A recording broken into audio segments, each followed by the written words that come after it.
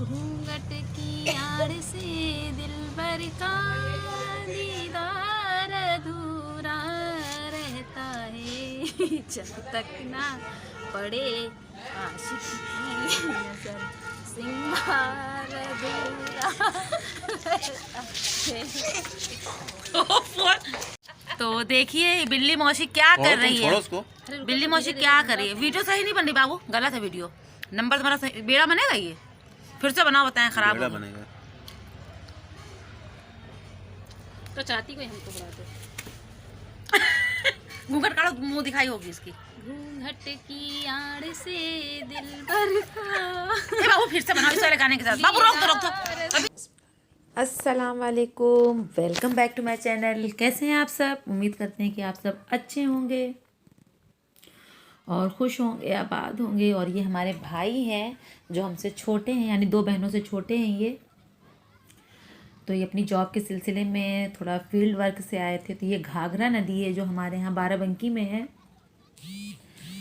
तो बहुत ही खूबसूरत मंज़र था, तो इन्होंने वहाँ पर इस मंज़र को अपने कैमरे में कैप्चर कर लिया और फिर हमें जो है इन्होंने सेंड किया और कहा कि इतना खूबसूरत नज़ारा है, अपने सब्सक्राइबर्स को, अपने व्यूवर्स को जो है इसे ज़रूर से ज़रूर दिखाना, क्योंकि कुदरत की जो खूबसूरती होती है तो वो देखते ही बनती है। तो हमें भी इस तरह के मंज़र बहुत पसंद हैं और आप सब में से किन किन लोगों को पसंद है वो भी बताइएगा। और जैसा कि अभी आप ब्लॉग की शुरुआत में आपने देखा कि बिल्ली मौसी के ऊपर गाना गाया जा रहा है, तो सच में हम सब ने इतना एंजॉय किया उसको और इतना मज़ा आया। और वो काफ़ी दिन पहले की क्लिप है जब मरियम की मम्मी फैज़ाबाद नहीं गई थी, फैज़ाबाद आने के बाद की है। तो ये मेरे भाई हैं और अब उनके वहाँ से निकलने की जो है तैयारी हो रही है। तो बस हमने कहा कि अच्छा किया आपने भेज दिया और आप सबसे मिलवा भी दें अपने भाई से, क्योंकि अभी स्पेशली तौर पे हमने अभी रूबरू आपको इनका इंट्रोडक्शन नहीं दिया है। तो किसी दिन हम आपको जो है इनको स्पेशली जो है अपने ब्लॉग में ले करके आएंगे और आप सबसे जो है बातें भी करवाएंगे और अपनी लाइफ में भी लाएंगे। तो अभी ये वहाँ से निकल चुके हैं और निकलते वक्त भी इन्होंने जो है आसपास की जितनी भी कुदरत की हरियाली थी वो जो है अपने कैमरे में खूबसूरती को जो है उतार लिया है।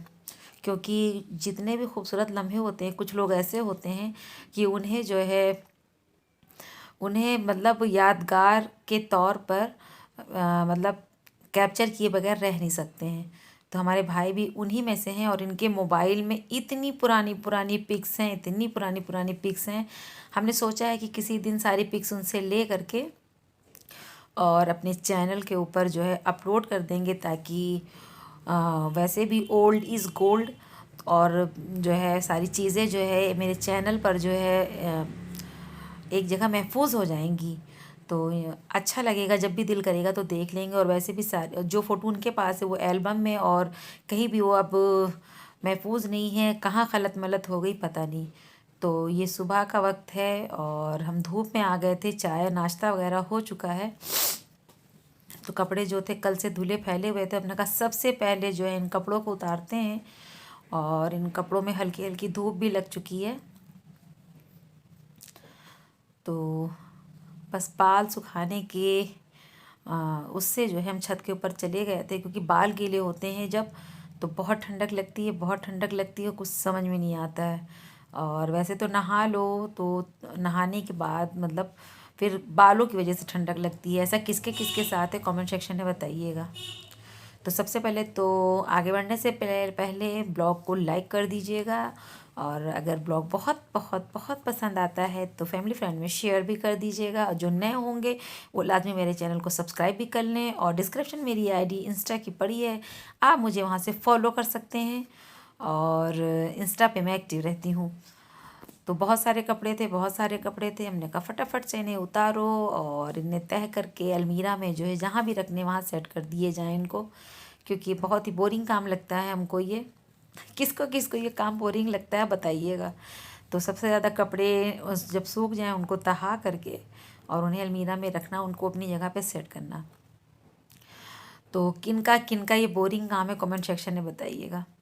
तो मेरा तो ये जो है सबसे बोरिंग काम है, क्योंकि सबकी ही लाइफ में कुछ ना कुछ काम ऐसे होते हैं जो किसी को पसंद होते हैं, किसी को नहीं। तो कपड़े वगैरह हमने तह लगा दिए हैं, अब इनको अंदर रख देंगे और थोड़ी देर में हमारी रोज़ी की भी आमद होने वाली है और आज वो आपको नए लुक में नज़र आने वाली है, आप खुद देखिएगा। तो ये देखिए टन टन रोज़ी का ख़तरनाक वाला मेकअप। तो रोज़ी को ये भूत किसने बनाया है आपको मालूम है? रोज़ी की जो छोटी बहन है उस इनकी भांजी सब आई हुई थी। भांजियाँ सब ज़्यादा बड़ी नहीं हैं। तो रोज़ी का घर बिल्कुल मेरे बगल में ही है, मस्जिद के उस पार रोज़ी का घर, मस्जिद के आगे जो मस्जिद में जहाँ दाखिल होते हैं रोज़ी का घर उधर, और मस्जिद के पीछे मेरा घर है।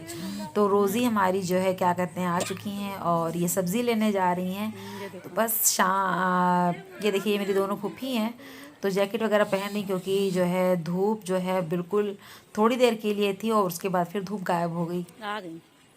तो हमारी छोटी वाली फूफी भी फैज़ाबाद से आई हुई हैं। हमने आपको बताया था कि वो अपने नाती के इलाज के लिए आई हुई हैं, क्योंकि उनकी नाती की दवा जो थी वो ख़त्म हो गई थी और वो इस वक्त हम वॉइस ओवर कर रहे हैं। उनको गए हुए 2 दिन हो चुके हैं। तो वो मेरे घर अब की रुकी भी नहीं, क्योंकि बहुत बिजी ही रहीं और वैसे भी वो 1-2 दिन के ही लिए आई थी और डॉक्टर और दवा इन्हीं सब चीज़ों में वो दौड़ती रहीं। तो हमसे जो है फिर जिस वक्त वो आई तो उस वक्त मोबाइल मेरे हाथ में नहीं कि हम वो शूट करते। तो चलिए हम आपको फटाफट से रेसिपी देते हैं जो बहुत दिनों से नहीं दी है। ये चिकन है तकरीबन आधा किलो और ये तो बताया ही नहीं कि क्या बनाने वाले हैं। तो चिकन स्टू मेरे अंदाज में तो ये नमक है और पिसी हुई मिर्च है, गरम मसाला, खड़े मसाले जितने भी हैं आपको सब लेने हैं और तेज़पात है, ये लहसुन अदरक का पेस्ट है और ये प्याज है। और वैसे भी सब कोई जानता है कि जो चिकन स्टू होता है या चिकन दो प्याज़ा होता है उसमें जो है ज़्यादा सी प्याज जाती है।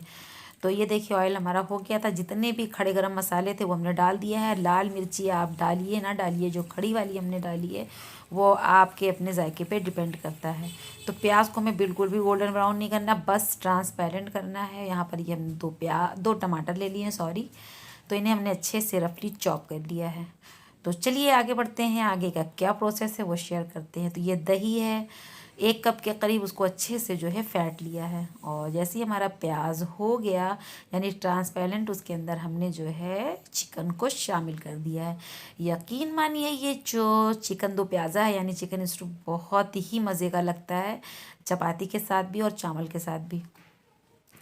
तो बस 6 से 7 मिनट गोश्त को हमने अच्छे से भून लिया प्याज में और ये जो 2 अदद टमाटर रखे थे वो डाल दिया, दही डाल दी। बहुत जल्दी से ये चिकन स्टू इंस्टेंट समझिए बनकर तैयार हो जाता है और मज़ा भी खूब आता है।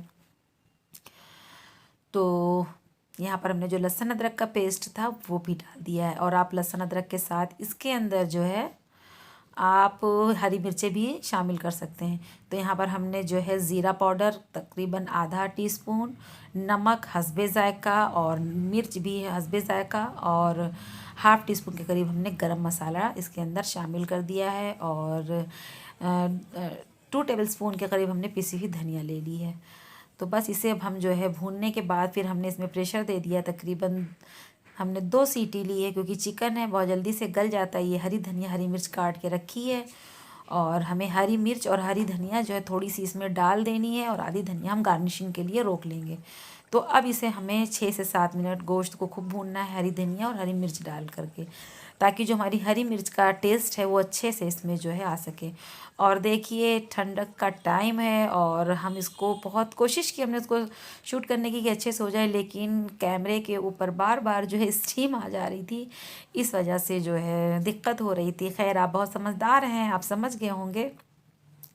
हमने कई बार कैमरे को साफ़ किया लेकिन कुछ ज़्यादा ही स्टीम उठ रही थी, कुछ ज़्यादा ही फॉगिंग हो रही थी, फॉग हो रहा था। खैर तो तकरीबन जब हमारा 8 मिनट तक मसाला खूब भुन गया तो हमने सिर्फ 1 सीटी पानी डाल करके आधा गिलास ले लिया है।